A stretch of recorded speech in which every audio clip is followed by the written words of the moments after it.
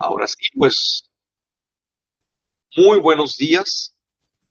Hoy, viernes 17 de octubre, explico la dinámica para los que no habían ingresado. Esto trata sobre un círculo de lectura y la finalidad de este círculo de lectura, a diferencia de otros círculos de lectura que pueden estar en el Teatro del Estado o en algún otro lugar, este círculo de lectura tiene la finalidad de la divulgación de la ciencia. En el caso particular de nuestra carrera profesional, pues somos juristas, somos abogados, así que es la divulgación de la ciencia jurídica. ¿Y cuál es la intención, a final de cuentas?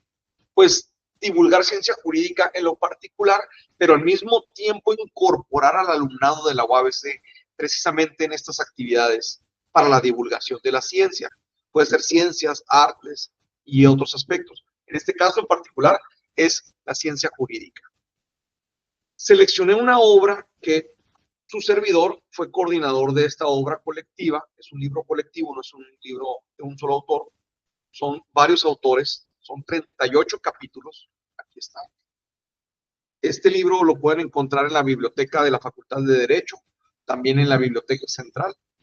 Pero no sé si saben, el día de hoy se estará impartiendo un curso, una capacitación por parte de Biblioteca Central para que tengan acceso, más bien ya tienen acceso, para que sepan utilizar una base de datos que es especialmente para abogados, para estudiantes de derecho, para abogados de despachos, para abogados que estén en el sector gobierno, etcétera. Es muy útil. Se llama Tirant Prime. Si pueden apreciar a la esquina superior izquierda, aparece de la imagen, aparece Tirant Prime. Esta es una base de datos. Le damos la bienvenida al doctor Fernando Manuel Castro Figueroa, que nos acompaña. Ahorita también vemos si aparece algún académico para mencionarlo. Agradecemos que haya invitado. No, al contrario, doctor Villarreal, muchas gracias por la invitación. Jóvenes alumnos, bienvenidos, muchas gracias. Es un placer estar con ustedes en esta bella mañana de viernes. Viernes, gracias a Dios, no sé a qué costo, ¿no? Pero ya viernes. Así es. Muchas gracias. Les comentaba que trataremos de hacer esto ágil y ameno, pero no por eso menos importante. Entonces, Tirant Prime es una plataforma en la que ustedes van a tener acceso a libros digitales, libros electrónicos, van a tener acceso a formularios de demandas, promociones, entre muchas otras cuestiones. Y uno de esos es este libro colectivo. Este libro colectivo que fue coordinado por la doctora Marina del Pilar Olmeda García y su servidor Jesús Fernando Villarreal Gómez. Y además tiene prólogo de la que entonces era la presidenta de la Asociación Internacional de Derecho Administrativo, la doctora Teresita Rendón Huerta Barrera, que ella fue rectora de Campus Guanajuato, de la Universidad Autónoma de Guanajuato. Entonces está muy enriquecido. Vamos a que los compañeros, estos auxiliares docentes, de dos ayudantías docentes de nosotros, nos compartan sus opiniones. La asignatura fue muy sencilla. Se les pedía que leyeran el capítulo o los capítulos asignados, que buscaran comprensión de esos capítulos, que se hicieran a ellos mismos una pregunta principal. ¿Qué es lo que el investigador jurista, el abogado que fue autor del capítulo o coautor, porque algunos capítulos fueron en coautoría? Por ejemplo, aquí está uno donde el doctor Castro Figueroa y el doctor Juan Pablo Venegas fueron coautores, en uno que es de convivencia familiar, si mal no me equivoco, y los centros de convivencia familiar. ¿Y cuál fue la pregunta? ¿A qué responde este capítulo? Pues, ¿cuál fue la intención? Y a su vez que elaboraran dos preguntas secundarias. De eso va a tratar. Entonces, recuerdo que la compañera Alejandra Corrales, ¿andas por aquí, Alejandra? Sí, profe. Alejandra, te pido que durante los 3 minutos que vayas a hacer uso de la voz, si puedes apoyarnos a encender la cámara para que te conozcan los compañeros, vean lo que estás exponiendo, por favor. ¿Qué capítulo te tocó? ¿Cuál es el primero que vas a exponer? El capítulo 13, nada más, permítame porque tengo unas dificultades con la cámara, no me está agarrando la cámara de la laptop. Ok. Capítulo 13, entonces. Sí, 13, 14 y 15, tengo entendido. 13, 14 y 15. ¿Ok? Estos capítulos forman parte de la segunda parte del libro. La segunda parte del libro se llama Políticas Públicas para Sectores de Atención Prioritaria y Grupos Vulnerables. Recordemos que este libro deriva de que fue el 15º Congreso Mexicano de Derecho Administrativo, cuya sede fue UABC precisamente. Tuvimos el honor de ser sede y se realizó, aunque organizado por la Facultad de Derecho Mexicana y Facultad de Derecho Tijuana y la Facultad de Ciencias Administrativas y Sociales de Ensenada, la sede decidimos que fuera en Tijuana y derivado de los trabajos de ese congreso, las ponencias, enviaron los ponentes ya un capítulo del libro que fueron dictaminados. Así se produce la ciencia. Es un tramo complejo, pero no por eso no es necesario, es sumamente indispensable. Entonces empezamos. El capítulo 13. En cuanto se cargue. El capítulo 13 se llama Presupuestos Públicos, herramienta indispensable para la materialización de los derechos humanos. Y su autora es la doctora Adria Belia González Beltrones. Ella es investigadora, es una jurista investigadora de la Universidad de Sonora y de hecho ella es la editora de una revista científica de esa universidad que se llama Biolex. Pero bueno, damos el uso de la voz a Alejandra. Claro que sí, profe. Bueno, en el capítulo 13 habla sobre la relación entre presupuestos públicos y la materialización de los derechos humanos. Este hace un cuestionamiento que son los derechos, sí, pues prácticamente habla sobre qué son los derechos humanos. Y pues básicamente los derechos humanos son derechos inherentes que tenemos por el simple hecho de estar en sociedad o de pertenecer.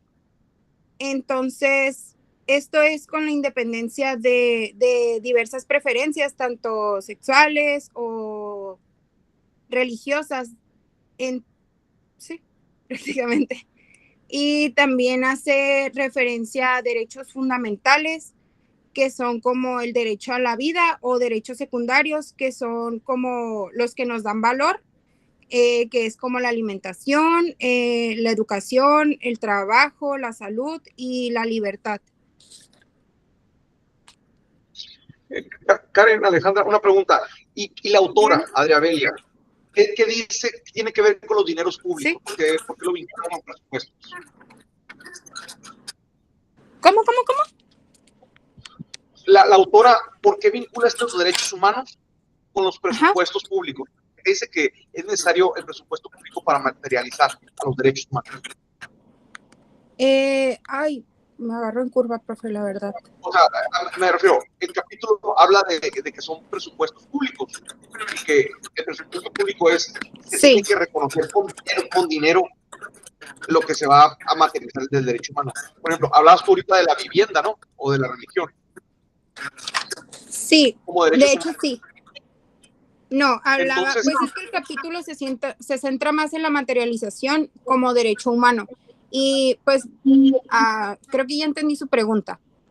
A lo que voy es que, según yo y a lo que entendí, es como el hecho de separar gastos de los impuestos hacia lo que es principal o primordial como una sociedad. Viene siendo pues la vivienda, así también puede ser el servicio al alumbrado público, es un gran ejemplo que pues van destinados cierta cantidad de los impuestos a esas como preferencias para tener una mejor vida y calidad de vida. Así es. Muchas gracias, Karen. De hecho, esa es la clave del capítulo. En mi humilde opinión, creo que con eso concluye, ¿no? Si no le inyectas dinero del presupuesto a una política pública que va encaminada a proteger un derecho humano, sencillamente ese derecho humano no se materializa. Entonces, yo creo que ahí va. ¿Cuál es el siguiente capítulo que te tocó, Karen, para pasar a él? Es el capítulo 14, que es la especificidad de los derechos humanos en una tarea singular desde la administración pública. Y, Adelante, por favor. Ok, nada más que, ay, no encuentro el... Permítame tantito, profe. No sé si me veo. No, está la pantalla en negro, pero no te preocupes, vamos dándole celeridad a la sesión. Platícanos qué trata este capítulo de la especificidad de los derechos humanos. El capítulo, según yo, trata sobre cómo es pues ay, es que no me acuerdo muy bien la palabra. Permítame. Bueno, es que me puse nerviosa. No te preocupes, Karen. En lo que recuerda Karen de qué trata específicamente, les voy a platicar un poquito del autor. Omar Leal es un jurista joven, es muy joven. Entonces, Omar Leal García es de la Universidad de Tlaxcala y si ustedes lo ven, van a pensar que es de la misma edad de ustedes.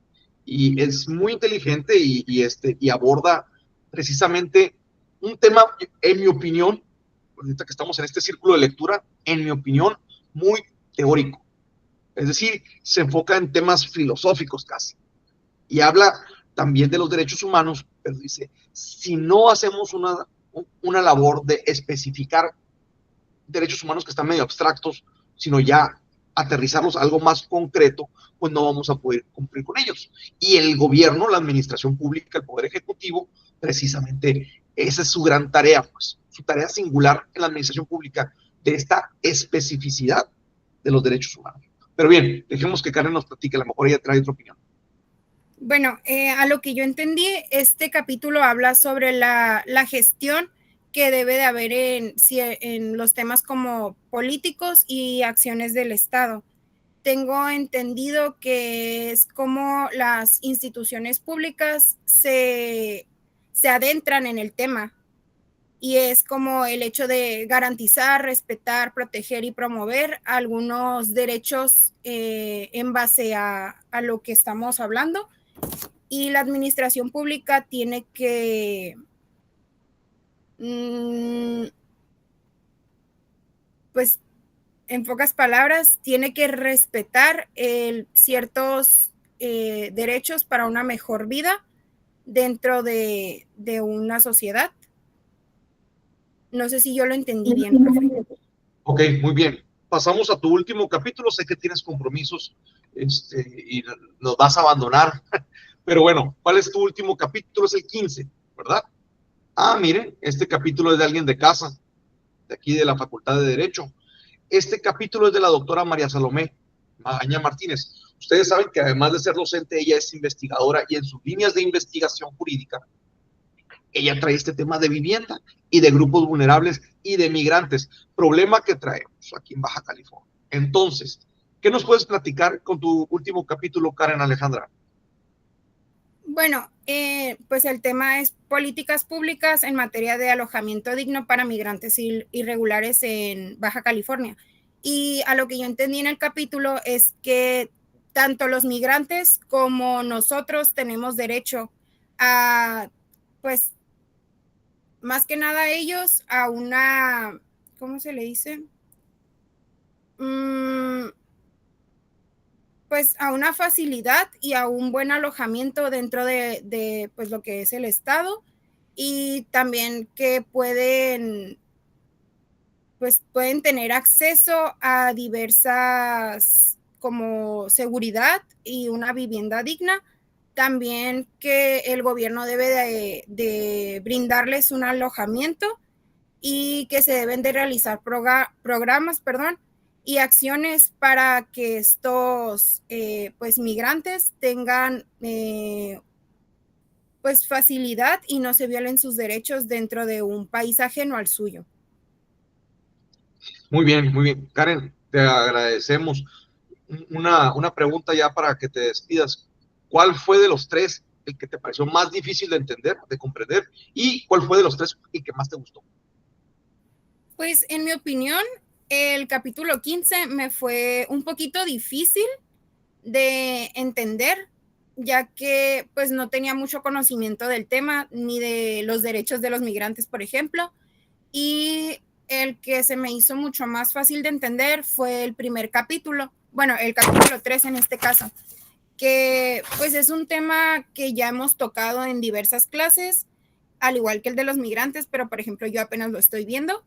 Y es un tema que habla mucho sobre los derechos fundamentales y pues la manera en la que puedes tú como garantizarlos y que el Estado también te los tiene que garantizar, no solamente que tú eres pues el responsable de esos derechos. No sé si me explique. Sí, sí, sí, definitivamente es todo un reto la materialización y se requiere presupuesto, ¿no? Dinero, a final de cuentas. Karen, muchísimas gracias, muchísimas gracias por apoyarnos aquí en este círculo de lectura. Y bueno, damos paso a alguien más. ¿Quién quiere ser el siguiente de los auxiliares docentes? ¿Quién dice yo? Gracias, profe. Hasta luego, Karen Alejandra. ¿Nadie? Bueno, vamos a por Carolina. Vamos, Carolina, adelante. Mariscal Flores no le teme nada, ella es muy aventada. A ver, ¿qué capítulo te tocó, Carolina? Enciende la cámara, por favor.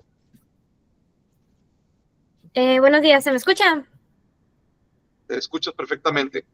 Ok, a mí me tocaron los capítulos 4, 5 y 6. Vamos a buscarlos. 4. La seguridad humana como una política pública en la protección. El maestro Jesús Manuel, perdón, el doctor Jesús Manuel Hugo Velasco es de la Universidad Anáhuac. No, platícanos, adelante. Ok, en este capítulo se explica cómo los grandes flujos migratorios pueden afectar a los estados, las fronteras, cuando estos no están coordinados correctamente. Y habla mucho de la seguridad humana, que consiste en garantizar a la población su seguridad, que no tenga incertidumbres y que no carezca de cosas materiales para para que no les haga falta nada. Aquí habla de cómo si hay un problema en un país, es un problema mundial, porque los problemas atraviesan muy fácilmente las fronteras. Habla de las responsabilidades del Estado, que son 3, las de prevenir, reaccionar y reconstruir. Todo esto cuando pasa un fenómeno de gran magnitud, saber cómo hacer que no pase a mayores, y si pasa a mayores, cómo reaccionar, y cuando ya pasó, pues cómo reconstruir pues la confianza y todo pues toda la seguridad que existía antes del fenómeno. Ok, fíjense, en este tema, el doctor Co no es de Baja California. Pareciera que es una dedicatoria a nosotros. Recuerden que cuando las caravanas migrantes o de refugiados atraviesan desde Centroamérica a México, desde ahí ya prácticamente la delincuencia organizada los está reclutando. No es como que deciden por gusto ellos incorporarse a la delincuencia organizada. Con violencia los incorporan de manera forzosa, entre muchas otras cuestiones. Y aquí estamos viendo el tema de la reinserción también. Aquí en Baja California, Mexicali, podemos palpar cómo algunos han buscado, ante no poder cruzar a Estados Unidos, incorporarse a la comunidad mexicalense. Lamentablemente algunos quedan en situación de calle, lo hemos visto cuando transitamos por la ciudad. Otros tienen la fortuna de conseguir trabajo, pero sí, es todo un reto y el Estado, como lo comentó Carolina, tiene una responsabilidad. Hay que ver cómo estiramos los dineros para atenderlos. Pero bueno, Carolina, ¿cuál es el siguiente capítulo? Es el capítulo 5, Gobernanza en la Administración Pública de México como un derecho fundamental. Este capítulo, este doctor David del Ángel Moreno ha trabajado en muchos lugares. Es de la Universidad Veracruzana, pero también es docente del Colegio de Veracruz. En este caso, quien lo auspició para que acudiera al Congreso fue el Colegio de Veracruz. Platícanos, Caro. Pues aquí explica qué es la gobernanza, qué es el proceso del gobierno, en el cual la sociedad se dirige y se gobierna a sí misma. Aquí explica cómo, ese para mí fue el más difícil de entender de los tres, es como, explica un poco cómo la gobernanza es nuestro derecho fundamental porque es mediante cómo nosotros nos regulamos y cómo nosotros pasamos pues los procesos y cómo debe cumplir con los derechos de la población. Sí, es una lectura compleja. Además, este tema es jurídico, pero trae muchos ingredientes de políticas, de la Facultad de Ciencias Políticas. Por ejemplo, hay conceptos como gobernación, conceptos como gobernabilidad, y viene este concepto de gobernanza. No es nuevo, pero todavía tenemos mucho camino por recorrer con gobernanza. Implica cuando el gobierno no le alcanza para hacer todo lo que se requiere en una sociedad, se tienen que apoyar con los mismos sectores sociales, pues, que ayuden a cogobernar de cierta forma.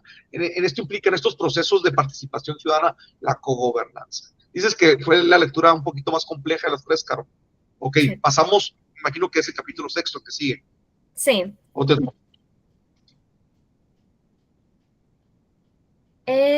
El capítulo 6 es la afectación al principio de interdependencia por la incorrecta emisión del acto administrativo. Pues aquí okay, podemos... perdón, Diego Rodrigo Esponda Ventacur es de UNAM. Ok, adelante. Sí, pues aquí podemos ver cómo cuando el acto administrativo carece de fundamentación y motivación, pues afectan todos los procesos, o sea, que emanan de que puede ser... Aquí existe una interdependencia de todos los derechos relacionados con el acto administrativo, entonces no se puede separar uno de otro. Aquí, pues, si carece de motivación y fundamentación, pues ya afecta la debida diligencia, la garantía de audiencia de los gobernados. Entonces, pues aquí están muy unidos, entonces, pues, al carecer de la fundamentación y motivación o tiene algún problema el acto administrativo, pues ya vicia como el proceso. Sí, fíjate, esto no es parte del capítulo, pero quiero que les ayude a dimensionar aquí en el círculo de lectura. Los que ya cursaron la materia de derecho administrativo van a poder entenderlo un poquito mejor, los que no, pues ya saben lo que les espera. Aquí, el acto administrativo es el producto final que elabora la autoridad, es un acto de autoridad. Y el tema es que vamos a suponer que el gobierno estatal o el gobierno municipal, dependiendo en qué entidad federativa te encuentres, en su acto administrativo le emitiera una concesión administrativa a favor de una empresa privada de transporte público, una empresa que no pasa puntualmente el camión por ti, que es inseguro, que no vela porque no sufras alguna violación a tus derechos dentro del transporte, etcétera, etcétera. Fue una mala decisión en su acto administrativo por autoridad otorgarle la concesión a una empresa privada de transporte público. Lo que comentaba Caro es que hay interconexión entre derechos. ¿Tú crees que nomás va a estar afectando tu derecho a movilidad humana, de moverte de un lugar a otro? Claro que no. Tu derecho a la educación se va a ver vulnerado. Vas a llegar tarde a clases. Si es el trabajo, tu derecho al trabajo se ve vulnerado. Entonces, un acto administrativo incorrectamente emitido puede afectar varios derechos humanos que están interconectados. Caro, muchas gracias por apoyarnos. Antes de cerrar contigo, ¿cuál fue tu favorito?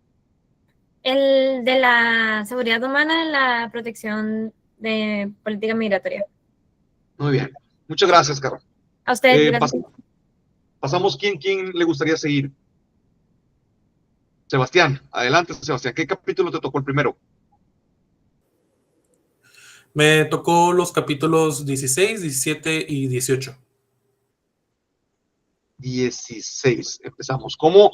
¿Cómo eficientar el cumplimiento de las normas laborales en la administración pública, ¿no? En el Poder Ejecutivo. También es autor, es de casa, es el doctor Jorge Alberto Márquez Herrán, aquí de la Facultad de Derecho Mexicana. Adelante, Sebastián. Ok, pues este escrito muy sencillamente tiene la intención de comprender el contexto de las normas laborales dentro del derecho administrativo y los derechos humanos de los trabajadores a la administración pública. Nos ilustra esta problemática conocida. El funcionamiento de la administración pública requiere un alto, elevado número de trabajadores de confianza, los cuales, por su propia naturaleza, no gozan de la misma protección que tienen los trabajadores generales. Y aunque sí tienen límites y derechos humanos debidamente garantizados, estos pueden llegar a ser socavados en virtud de las acciones del Estado, sus objetivos y agendas correspondientes. Entonces, de una manera deductiva, se analiza toda la normativa aplicable a estos trabajadores de confianza ante la administración pública y se proponen diferentes acciones que se podrían tomar para debidamente garantizar los derechos humanos de estos trabajadores al servicio de la administración pública. Como por ejemplo, creo que menciona, es implementar mejores mecanismos de contratación, ascensos, permanencia y terminación de las relaciones laborales de los trabajadores. También una de las problemáticas más grandes es que muchas de las administraciones públicas, las decisiones de quién controla, quién maneja las relaciones laborales, están en un solo puesto, el oficial mayor. Entonces, otra propuesta sería extender los requerimientos para poder ocupar este puesto para que pueda esta persona tener los conocimientos suficientes de derecho laboral o de pérdida de administración de personal para cumplir con lo establecido en esta ley. Es una reflexión de cómo podrían mejorar la relación de estos trabajadores para poder darles garantizarles sus derechos humanos como todo trabajador que merece en este país. Fíjate, Sebastián, este tema es polémico y de hecho ahorita en la maestría, en el programa de maestría en ciencias jurídicas que tenemos en la Facultad de Derecho, hay como 3 compañeras que ya trabajan, son licenciadas, trabajan en gobierno y las 3 traen tema de tesis de maestría, esta polémica, de diferentes puntos, diferentes aristas. Este capítulo es interesante porque el doctor Jorge Alberto Márquez Serrán creo que trató este tema en su tesis de doctorado. Entonces, es muy bueno. Pero, bueno, adelante. Pasamos con el siguiente. ¿Cuál el capítulo sigue? Ok. Es el 17. Sería los alcances de la transparencia comunitaria de los pueblos indígenas. Nomás quiero hacer una aclaración. La autora es la doctora Montserrat Olivos Fuentes. Ella es de la Universidad de Guanajuato. Es sumamente brillante. Luego les platicamos más de ella, pero este es el capítulo que ya. Okay. Pues en su escrito nos resalta de avances que hemos tenido en estas últimas décadas en materia de transparencia, desde las reformas constitucionales que se han hecho hasta implementación de nuevos órganos constitucionales autónomos que garantizan en cierta medida una mejor transparencia de nuestro gobierno, pero a su vez quiere ella recalcar una problemática que surge, que es esta invisibilidad que tiene sobre los pueblos y comunidades indígenas, que gracias a su derecho de libre determinación y autonomía, optan por el reconocimiento de sus propias normas y prácticas tradicionales que no se equiparan con nuestro derecho legislado. Y es gracias a esta disonancia que todos estos avances normativos no han podido llegar directamente a esas comunidades. La autora basa su tesis en que esta disonancia podría ser resuelta si se impulsa un diálogo entre ambos sistemas institucionales diferenciados y en que nuestra legislación se le dé un reconocimiento constitucional a las normas o prácticas tradicionales de estos pueblos como una alternativa para poder respetar su transparencia comunitaria. Se sigue un análisis de diferentes fuentes de información como revistas, artículos de divulgación y también se añade un estudio histórico de las entidades federativas que han tenido una gran proliferación en estos avances con las comunidades indígenas, como lo son Oaxaca y Michoacán, quienes siempre han estado en esta vanguardia en el reconocimiento de las normas y en respeto a las comunidades indígenas. Y es justo... Bueno, muchas gracias. Perdón, dime. No, ya creo que ya terminé. Perdón, comento esto. Recuerden la Constitución en su artículo 4 que habla que el hombre y la mujer son iguales ante la ley, pero también si avanzan, ese artículo 4 de la Constitución es sumamente diverso. Ahí vienen varios derechos humanos y se reconoce también que México es un país pluricultural. Si te vas a Europa, por ejemplo, hay países que es una sola etnia, hay una identidad muy obvia, histórica. pero México no, es pluricultural y pues recordemos que las comunidades originarias, los pueblos indígenas, los grupos étnicos, pues traen sus propios usos y costumbres y así se le ha reconocido, ¿no? Que en ciertos pueblos se gobiernen. El problema es, ¿qué pasa cuando los usos y costumbres violan derechos de las mujeres? ¿Qué pasa cuando quieres transparencia en la administración pública y no puedes porque no quieren sus usos y costumbres? Entonces, ahí está esa línea entre el derecho de los pueblos originarios a autodeterminarse con usos y costumbres, pero también el derecho de la transparencia y el derecho, entre muchos otros. Este capítulo habla del tema de la transparencia, algunos retos, y no, está muy interesante. Sí. Muchas gracias, Sebastián. ¿Cuál es el siguiente capítulo?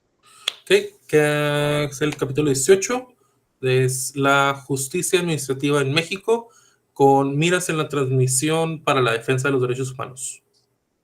Este autor, el doctor José Fernando Vázquez Abedillo, es investigador de la Universidad Autónoma de Querétaro, profesor investigador de esta universidad. De hecho, si ustedes consultan la revista científica que nosotros tenemos en la Facultad de Derecho, Simalex, que está disponible en internet también, van a ver que él también tiene artículos publicados aquí. Pero bueno, te dejo, Sebastián, para que cierres con tu capítulo.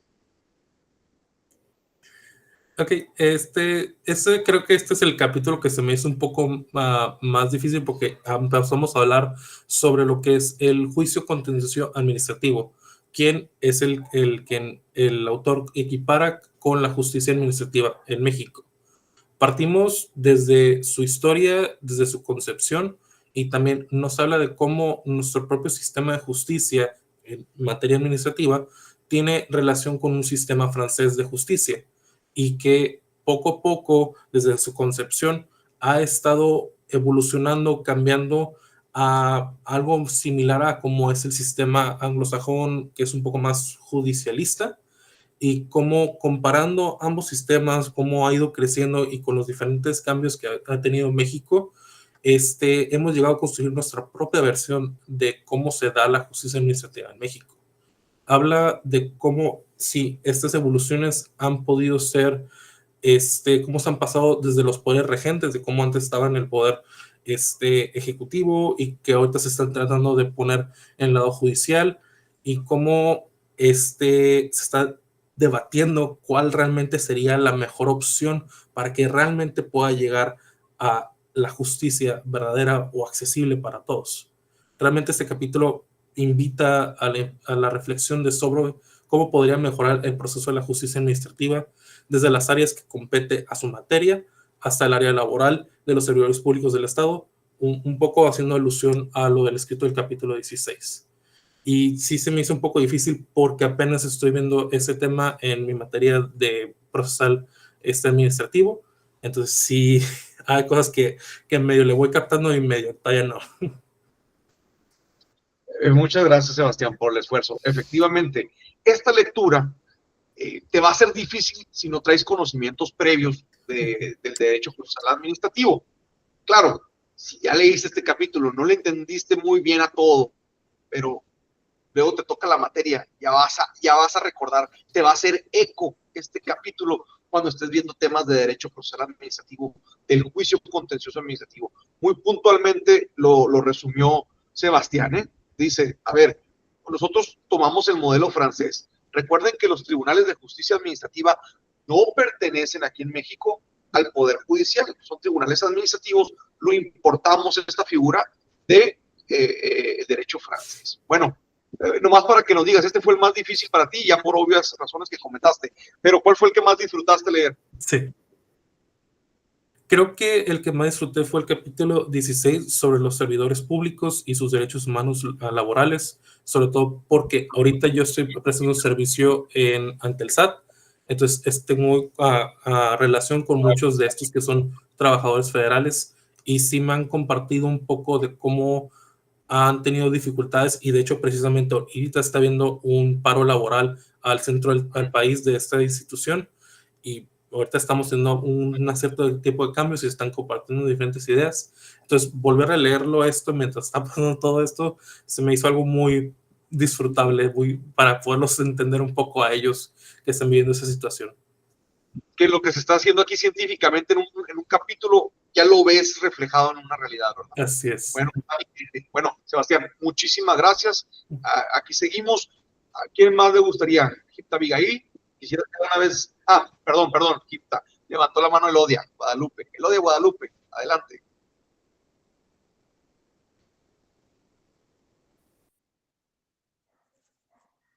Hola, Hola, Elodia. ¿Me escuchas? ¿Qué capítulos te tocaron? Sí, te escuchas. ¿Qué capítulo te tocó? Capítulo 7. 7. ¿Quién es el autor? A ver, aquí está. Ya. A ver, se llama Desafíos en la Seguridad Pública en México, ¿correcto? Sí. Estos dos autores aquí, no terminó siendo mi director de tesis hasta el final, pero el doctor Cristian Norberto Hernández Aguirre o era profesor investigador de la Facultad de Ensenada, Campus Ensenada. Entonces, esto lo escribió en coautoría con un compañero de él. Es de aquí de UABC, pero son Campus Ensenada. A ver, Elodia, platícanos un poquito de este capítulo. Bueno, buen día.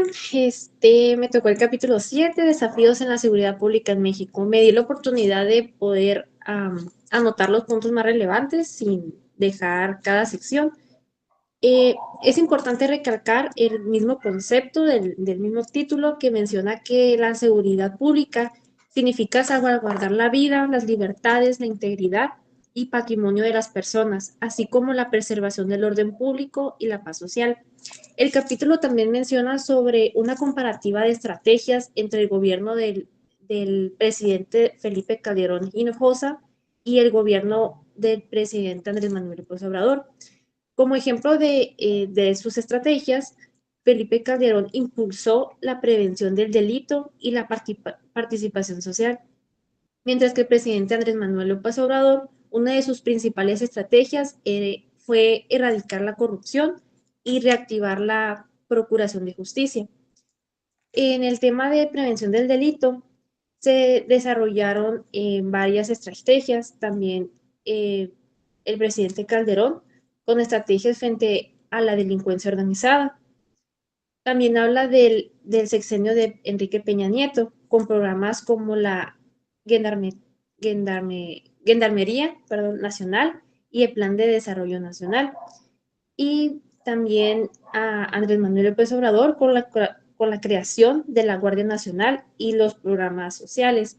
Este capítulo concluye que cuando hablamos de seguridad pública debe estar incorporado la justicia penal y los derechos humanos y fundamentales.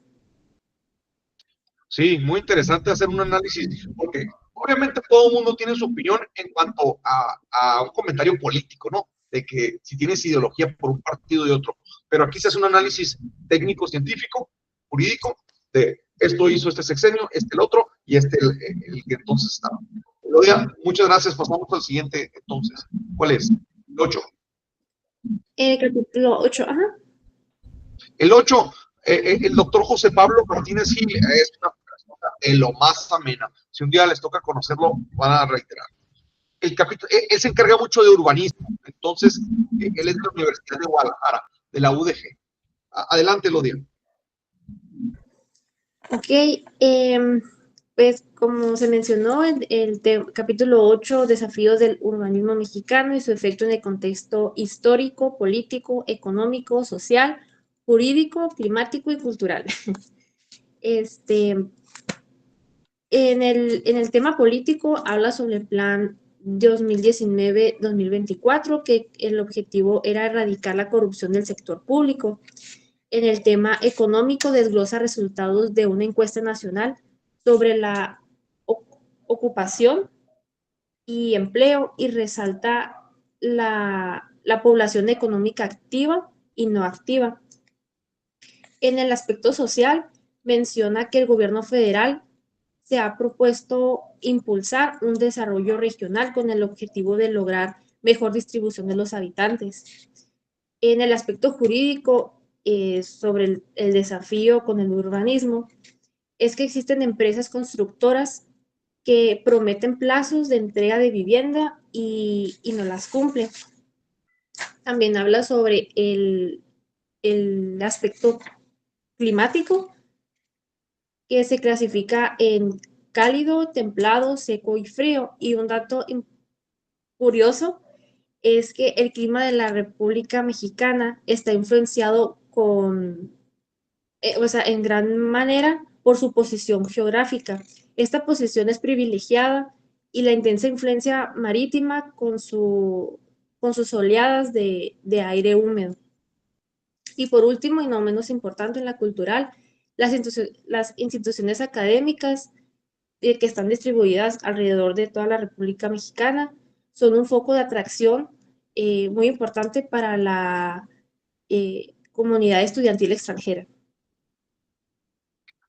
Oye, Lodia, muy interesante esto, te voy a decir porque el aspecto climático, no sé si han ido a otras ciudades que de repente te encuentras ciertas oficinas o edificios con los techos altísimos y muy bellos. Y dices, ¿por qué casi todos los techos son bajitos? Por el clima nunca ibas a alcanzar a refrigerar todo. ¿No? ¿Cuánto te va a salir el recibo de la luz por refrigerar? Y en temas culturales, el urbanismo es muy curioso, porque aquí, por ejemplo, no podemos tener tantos árboles como a lo mejor en Guadalajara o en otros lugares de donde es José Pablo, por ejemplo, porque pues necesitan mucha agua para mantenerlos. Entonces el urbanismo ahí se ve influenciado. Ojo, un tema de vivienda en el aspecto cultural. En Mexicali, ¿cuántos estaríamos de vivir en viviendas altas? O sea, por los sismos. Próximamente se va a venir ya un tema de Infonavit y se van a acordar de mí y de este capítulo, que al principio a lo mejor vamos a estar un poco escépticos en querer vivir en el quinto piso de una vivienda, pero para allá va porque no podemos estar llevando servicios a pie de terreno hasta el infinito, ¿no? Pero bueno, lo dejamos ahí, pasamos al siguiente capítulo. Me tocó el 9, me imagino. Sí. Ahí está. El capítulo 9 habla de la declaratoria general de inconstitucionalidad y dicen, esa declaratoria es inconstitucional, por cierto. Entonces, los autores son hija y padre. La doctora Dafne Isabel Sánchez Mendoza y el doctor Alejandro Sánchez Sánchez, ambos de la Facultad de Ensenada. ¿Ok? Adelante, adelante. Ok, como algo destacable o lo primero que se tiene que hablar para la Declaratoria General de Inconstitucionalidad es que es cuando dos sentencias en un mismo sentido, en amparo directo en revisión contra leyes, declare que es una ley inconstitucional, perdón. Entonces menciona que pueden hacer por un amparo en directo en revisión y por jurisprudencia. El fundamento de esta figura se encuentra en los párrafos segundo, tercero y cuarto de la fracción segunda del artículo 107 de la Constitución.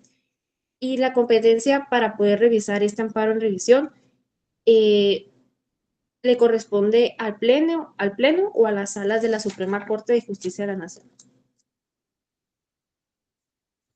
Ok. Elodia, muchísimas gracias. ¿Cuál fue el capítulo que te costó más trabajo entender y cuál fue el que más te gustó? Creo que el que más me gustó, no fue parte y parte, la verdad, el capítulo 7 sobre la seguridad pública, me gustó mucho. Y el que sí me costó un poco, yo creo que fue el capítulo 8, porque habla sobre su aspecto histórico y creo que el económico, porque habla de muchas estadísticas. Pero está bien. Los abogados no les gustan los números. No, está otra vez el tipo del abogado. A ver, no, está bien. Muchas gracias, Elodia. ¿Quién sigue? ¿Quién quiere exponer después de Elodia? Hasta luego. ¿Quién quiere exponer de los auxiliares? ¿Quién se anima? Damari. Adelante, Damari. Enciende tu cámara y dime qué capítulos te tocaron. Buenos días, me tocaron los capítulos 1, 2 y 3. 1, 2 y 3. A ver, ¿cuál es el 1? Ah, ok. Nomás déjenme les digo, el doctor Jorge Vargas Morgado, porque recuerden que este libro colectivo derivó de un Congreso Mexicano de Derecho Administrativo. El doctor Vargas Morgado es nuestro presidente. Él es el presidente de la Asociación Mexicana de Derecho Administrativo. Ok, adelante, Damari. Buenos días. El capítulo 1 se llama Las libertades de investigación y de expresión en la universidad. Este capítulo aborda temas de investigación sobre las dificultades que se encuentran en las libertades de investigación y de expresión en el ámbito universitario. Nos muestra desde la censura que ha tenido por parte del gobierno hasta en redes sociales, cómo influye y dificulta las herramientas de investigación, así como también los retos en la administración pública. Una pregunta que quiero destacar sobre que realicé en este tema fue ¿qué sucede si se vulneran las facultades de libertad de los universitarios? A lo cual la respuesta fue: sin libertad el conocimiento se adultera, la investigación se esteriliza y la difusión se torna propaganda. Híjole, temas bien polémicos, ¿no?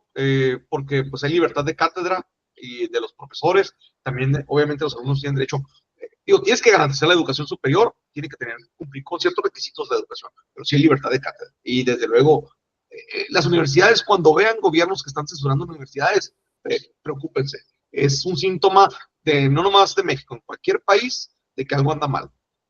Muchas gracias, Damari. ¿Cuál sigue? El 2, ¿verdad? El 2. Aquí está. El capítulo 2 se llama Debilitamiento del derecho de los ciudadanos a participar en los asuntos públicos, encrucijada ciudadana en el combate a la corrupción.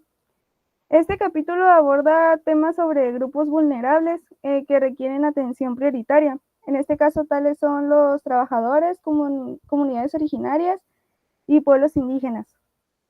Este capítulo está enfocado tanto en temas fiscales como en temas penales. Así indaga su investigación, así como también revisión de políticas públicas y la actuación de la administración pública en estos grupos vulnerables. En este caso, este capítulo fue el que se me hizo un poquito más complicado porque nos muestra gráficas, muestra economía, muestra mucha indagación, mucha investigación sobre respecto a estos grupos. El doctor José Guadalupe Altamirano Castro, él también es del Colegio de Veracruz, ¿ok? Una persona también muy estudiada. A ver, pasamos al tercero entonces. Sí. El tercero. Mira nomás. El tercero es de casa, ¿verdad? El doctor Castro Figueroa y el doctor Juan Pablo Venegas. Es el que les había platicado. De hecho, va a salir ellos van a producir un libro juntos, sobre este mismo tema también. Adelante, Damari. El capítulo 3 se llama Los centros de convivencia familiar, retos de la administración pública para garantizar la materialización de los derechos humanos.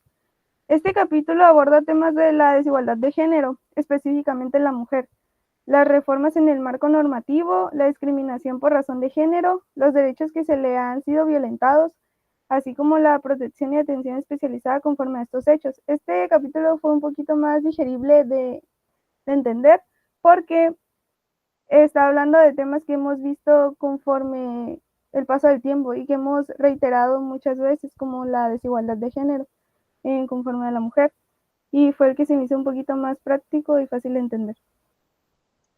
Tiene que ver mucho con los centros de convivencia familiar, ¿no? Desde luego lo dice el propio título, los centros de convivencia familiar naturalmente se dan con el Poder Judicial, porque pues necesitas que si se están divorciando, no se están divorciando, pues los padres tienen derecho a convivir con sus hijos y los hijos tienen derecho a convivir. Entonces crearon estos centros donde se pueda dar esta convivencia durante el transcurso del juicio.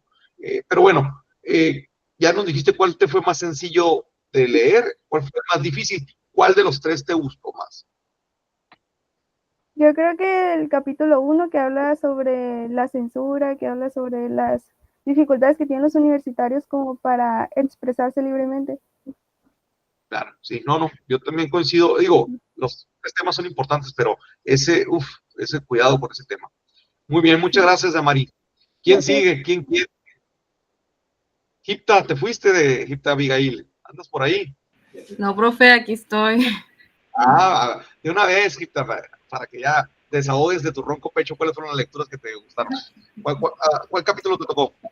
Me tocó el 34, el 35 y el 36. 34, ya está en... ok. Estos ya tienen que ver con tecnología, ¿no? Son los últimos, casi de los últimos tienen que ver con tecnología digital, el derecho. Sí, así es. A ver, los retos, el 34, no aparece dentro de internet. Los retos del... Perdón, se llaman los retos del derecho en la petición de la era digital, ¿no? El derecho de petición. Ustedes saben que el artículo 8 de la Constitución tiene un derecho de petición. ¿Cómo se ejerce ahora en la era digital?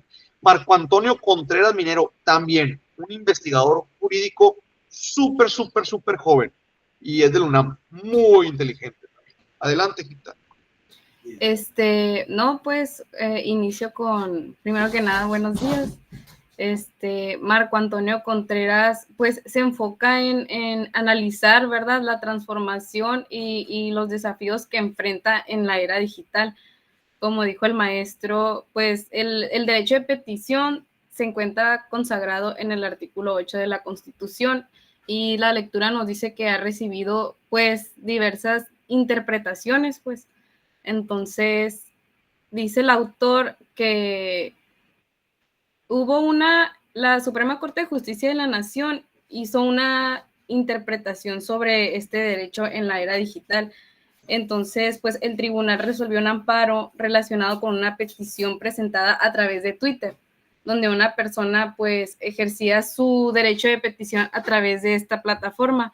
Entonces, pues el autor destaca que dice que pues este fallo rompe con la concepción tradicional que limita el derecho a la presentación por escrito, porque dice el artículo 8 que debe de ser por escrito y en formatos físicos, y dice, pues, al interpretar que es escrito, pues, sí, estás diciendo que por escrito nada más. Entonces, pues, no, él dice que incluye también a los medios digitales y electrónicos que la autoridad habilite para ejercer este derecho en la era digital. Sí, digo, la verdad, está muy interesante y polémico, porque a final de cuentas no está nada escrito al respecto, es una interpretación y es expansiva, ¿no? La estás extendiendo, extensiva. No, estas anécdotas se van a convertir en fuente de derecho, ustedes lo van a ver. Muy interesante. ¿Cuál sigue? El 35, el despacho aduanero y el proyecto de integración tecnológico. Ajá. Ok, Gerardo Alan Díaz Nieto, que por cierto, si consultan en internet la revista Simalex de la Facultad de Derecho, van a percatarse que él también ya ha publicado algunos artículos científicos ahí. Pero Gerardo Alan Díaz Nieto y la doctora Noemí Bello Gallardo son de la Universidad Autónoma de Querétaro. ¿Okay? Este tema es técnico, es derecho aduanero, y si ustedes creen que no nos debería importar, pues estamos en Baja California, una de las fronteras más cruzadas de todo el mundo. A ver, platícanos. Sí, pues el capítulo 35, que es el despacho aduanero y el proyecto de integración tecnológico. Más que nada, este capítulo se centra en la evolución histórica y el estado actual del despacho aduanero en México, destacando cómo la tecnología pues ha pasado de ser un simple apoyo a algo que todos pues usamos ya de diario, ¿no? Los autores describen la trayectoria de las aduanas desde, pues, que es recaudatorio y fiscalizador. Y pues el proyecto de integración tecnológica, pues se presenta como un programa estratégico para consolidar una aduana inteligente y transparente, que eso es lo que decía el autor, que buscaba pues encontrar un control y una facilitación en la aduana, conforme a lo que establecía el plan, que era pues una aduana más inteligente, que una aduana más transparente, que brinde pues esa certeza al usuario, una aduana competitiva que agilice los nuevos procesos tecnológicos, una aduana que sea colaborativa, una aduana global, que se consolide un liderazgo nacional, y pues de eso se trató el... Sí, digo, como bien lo puntualiza ahorita nuestra compañera Gita Abigail, a ver, por algo está este capítulo del libro en la parte final que trata de tecnología digital, ¿no? De derecho administrativo. Y pues todo esto tiene que ver aduana inteligente, aduana globalizada, homologada, uniformada a nivel nacional, etcétera, etcétera, y ágil. Todo tiene que ver con las tecnologías digitales, o sea, algoritmos, automatización de procesos y lo que sigue. Muchas gracias. Te resta un capítulo, ¿verdad? De los que leíste. Sí, profe, es el 35. Este es de mis favoritos, está mal que tenga favoritos. Yo soy autor también, aparte que coordiné el libro con la doctora Marina del Pilar, soy coautor de un capítulo. Me gusta más este capítulo que el mío. Pero a ver, platícanos. Pues este es el paradigma de la réplica de la estupidez humana por la inteligencia artificial en la administración pública. ¿Por dónde empiezo? Pues es que dice que... Te voy a dar contexto para ayudarte. Sí, sí. La doctora Ariana Expósito Vázquez es de la universidad, es una abogada investigadora, es jueza suplente, es una persona sumamente brillante y además le gusta estar actualizada en estos temas de tecnología. Digo, el propio nombre de la inteligencia artificial, ¿no? Entonces, ella es de la Universidad de Almería, está en España, ella es española y habla de la inteligencia artificial, pero utiliza un juego de palabras de inteligencia y estupidez. Hay inteligencia artificial de las máquinas y la estupidez humana. Les voy a nomás dar un pequeño spoiler. El tema es que la inteligencia artificial se alimenta de algoritmos y cosas que hacemos los humanos. Entonces, si como gobernantes en el Poder Ejecutivo cometemos estupideces, actos discriminatorios contra ciertos grupos, ciertas colonias, ciertos barrios, lo que sea, la inteligencia artificial lo va a aprender de nosotros. Entonces, pues está la estupidez humana que va a alimentar a la inteligencia artificial. Y ahora con algoritmos vas a replicar esa estupidez humana. Por ahí va, ¿no? El asunto. Sí. Pues, dice que uno de los grandes retos, pues, que enfrentan las administraciones públicas, pues, es la imposibilidad de disponer o controlar, pues, las decisiones que sean adoptadas por la inteligencia artificial en base a la capacidad de lo que agarra la inteligencia artificial, pues, de las personas, lo que puede llegar a vulnerar, pues, derechos fundamentales de los ciudadanos, pues, que... Lo que realmente debería de preocuparnos, dicen los autores, que es pues que la posibilidad de la réplica de las conductas humanas inadecuadas por parte de estas nuevas tecnologías, pues ¿cómo lo explico? Pues sí, o sea, que tomemos malas decisiones nosotros, no, ellas, es que traigo una... Me confundo ahí. Mira, les voy a poner ejemplos. Si unos gobernantes en la administración pública, algunos funcionarios, están cotidianamente ignorando las peticiones, los derechos de peticiones de que vaya agua, drenaje, alcantarillado, a la colonia de los santorales, por ejemplo, que están por allá, pues, ¿qué va a pasar cuando implementes mecanismos de inteligencia artificial? Automáticamente todas las mañanas va a cometer esas violaciones de derechos humanos sin que ni siquiera nos demos cuenta porque no la estamos supervisando. Dices, oye, hasta que alguien fiscalice y diga, oye, se están manifestando de aquella colonia. Entonces, pues es que el algoritmo aprendió de funcionarios estúpidos.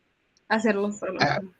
Y así puede ser con transporte público, si estuviera automatizado, va a pasar por rutas, y entonces, oye, todos los días ya se automatizó que me esté ignorando y no pase por mi camión, pues lo aprendió de los gobernantes. Entonces, por ahí va. Abigail, ¿cuál fue el que te costó más trabajo entenderle de los capítulos y cuál te gustó más? ¿Cuál te gustó más y cuál? A ver, platícame. Yo creo que el 36 se me hizo como que bien, o sea, difícil de entender, no sé, o sea, sí entiendo que la inteligencia artificial adopte estas maneras de ser de los que la programaron, no sé, yo qué sé, ¿verdad? Y pues sí se me hizo complicado que estamos entrando en esa era, o sea, ya estamos ahí. Y es bien peligroso, pues, que se pueda poner en peligro, pues, los derechos fundamentales, ¿no? Como lo dice el capítulo. Y me gustó más, yo creo que los retos del derecho de petición. Sí, está digerible, está entendible y está hasta anecdótico, ¿no? No, muy bien, muchas gracias, Kipta. A ver, ¿quién falta de los auxiliares docentes de exponer?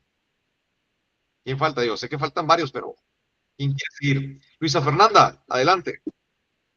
Bueno, después de Luisa Fernanda seguirá Karime Evelyn, ¿ok? Ahorita empieza Luisa Fernanda. Luisa Fernanda también, aparte de ser mi auxiliar docente, es mi alumna. No se escucha, no tienes el micrófono. Ahí está, ya se escucha. Sí. Buenos días, maestro y compañeros. A mí me tocó el capítulo 28, que son los esquemas reportables en México, una opinión desde la óptica del derecho administrativo y fiscal. A ver, se está cargando, le di clic ya al 28, se está cargando ahorita que aparezca. Yo creo que lo que pasa es que sí hay que reconocer que anda un poquito lenta la plataforma de bibliotecas de UABC, pero ya le di clic aquí. Entonces, ¿quién es el autor, o autores? Ay, me agarro en curva. ¿Qué pasó, Luisa Fernanda? No, a ver, platícanos, para darle agilidad, platícanos sobre el capítulo. En este capítulo, a lo largo del capítulo se analiza cómo esta figura busca dar mayor transparencia a las operaciones fiscales y fortalecer la supervisión del Estado sobre los contribuyentes. Explica a su vez que los asesores fiscales tienen un papel clave, ya que están obligados a informar al SAT sobre las estrategias y mecanismos que utilizan sus clientes y que pueden dar efectos en el pago de impuestos. Además, el capítulo relaciona los esquemas reportables que tienen como finalidad evitar la evasión y la elusión fiscal. A mí se me hace un poquito complicado porque es algo que apenas estamos viendo en clase, pero igual entendiéndose por evasión, que es cuando se incumplen las leyes tributarias en forma internacional, y la ilusión, que es cuando se aprovechan de las vacías o lagunas para producir una carga tributaria sin violar directamente la ley, que eso me acuerda mucho porque lo acabamos de ver. Y con esto se aprovechan de estos elementos para evitar el pago de impuestos y las declaraciones ante el SAT. En resumen, el capítulo muestra que los esquemas reportables son una herramienta que busca hacer más transparente la planeación fiscal. Digo, qué lástima que ahorita no está funcionando bien aquí, no puedo ponerles la página. Ok, nomás para los que no saben. Esquemas reportables es un concepto relativamente nuevo, o sea, no ha estado eternamente en el Código Fiscal. Esto vino con la reforma del 2020. Para los que están en mi clase de Derecho Fiscal, ya saben, reforma 2020 se inspiró en el plan BEPS, ¿no? Emitido por la Organización de Cooperación de Desarrollo Económico, es internacional, le recomendó a los países tomen estas medidas legislativas y puedan implementarlas en sus países. México fue el que tomó la batuta y dijo, yo primero, y las implementó, incluso algunos dicen que hasta más fuerte que lo que dice el plan BEPS de la OCDE.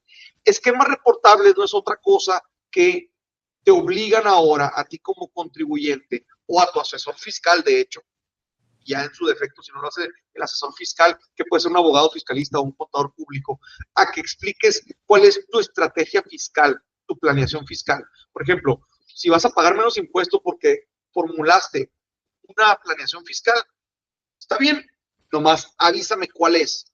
Yo como autoridad fiscal quiero saber cómo te andas ahorrando impuestos.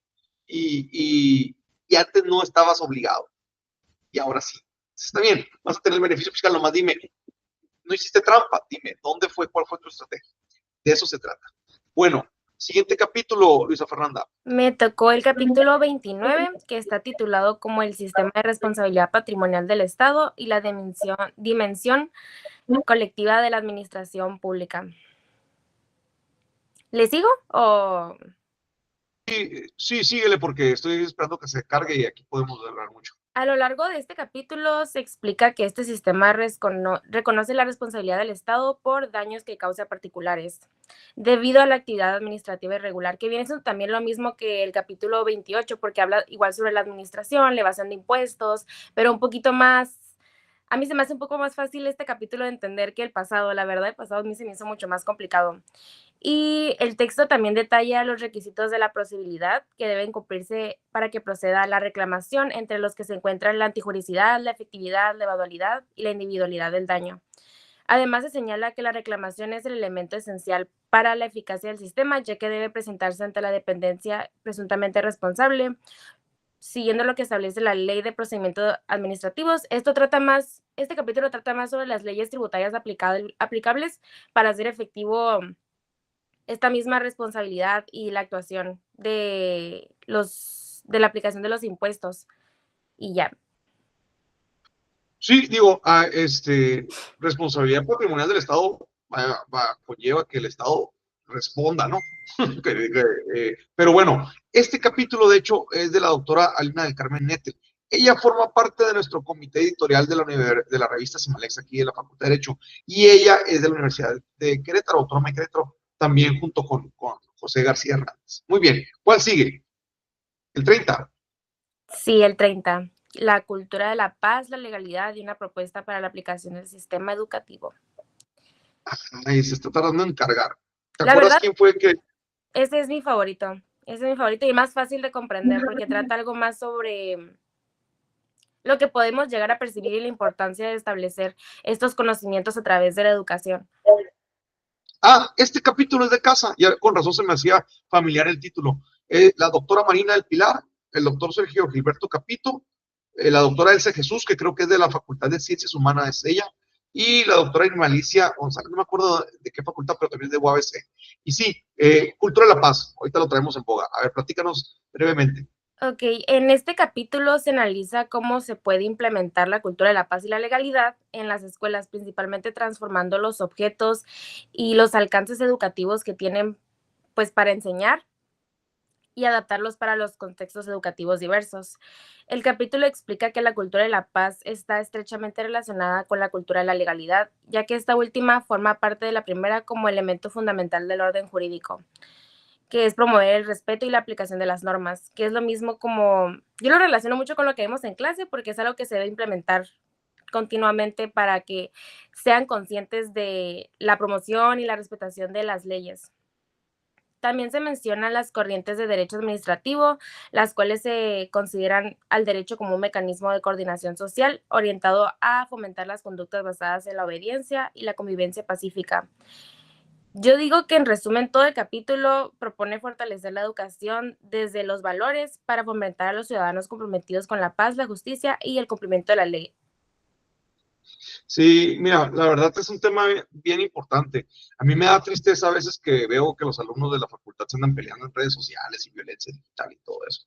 Digo, tenemos que esforzarnos más con este tema del fomento de la cultura de la paz en el contexto de la comunidad universitaria. También entre docentes y entre docentes y alumnos y todo eso. Muy importante este tema. Muchas gracias, Luisa Fernanda. Gracias por presumirnos tu colección de peluches de puerquitos. Están muy bonitos. ¡Qué vergüenza! No me he dado cuenta. Bueno, ¿quién sigue? Karime Evelyn. Adelante. Gracias, Luisa. Karime Evelyn, ¿andas por ahí? Sí, ¿me escucho? Sí, te escuchas perfectamente. Bueno, ¿qué capítulo se tocó? Me tocó el capítulo 19, 20 y 21. El primero, que es el 19, es el Estado de Derecho y las cantidades líquidas de la Ley de Impuestos sobre la Renta. Pues, presente. Yo sé quién fue ese. Yo sé quién es el autor ese. Yo lo conozco. Es mío. ¿No? ¿Sí es mío? ¿Sí, no? ¿Mande? Sí. Es mi capítulo ese, creo. Sí, sí es ese. Sí, a ver. Bueno. Me comentaste que se te hizo difícil de entender. Es un tema difícil. Me hizo un poquito. Bueno, apenas llegué. Como son temas de economía, sí se me hizo un poquito complicado porque mencionaba muchos números y muchos temas que todavía no conozco bien, pero bueno, nos habla de la Rectoría del Estado, que pues esta es la regulación de la actividad económica entre de los particulares y su participación en los procesos económicos. Esto es igual a que debe de existir una política económica, que esto pues también es igual a una política fiscal y pueda ser aplicada correctamente a todas las personas. Esta no es muy protectora actualmente. ¿Por qué? Porque los ingresos públicos deben de tener un balance con el gasto público. Y este es porque los particulares deben de contribuir al gasto público según su capacidad contributiva. Entonces, las principales afectaciones a los particulares es que los impuestos sobre la renta son cambiantes y son muy indiferentes a la inflación. Entonces, esto da como resultado una violación a los derechos tributarios. Se menciona que puede existir una confiscación de los ingresos de las personas y el derecho fiscal debe de ser claro, prospectivo y estable. No debe de existir incertidumbre para las personas. ¿Por qué? Porque constantemente están cambiando pues lo que las personas van a contribuir, pero todas estas normas que sí deben de cambiarlas sobre la contribución, pues así las dejan, ¿no? Fijas.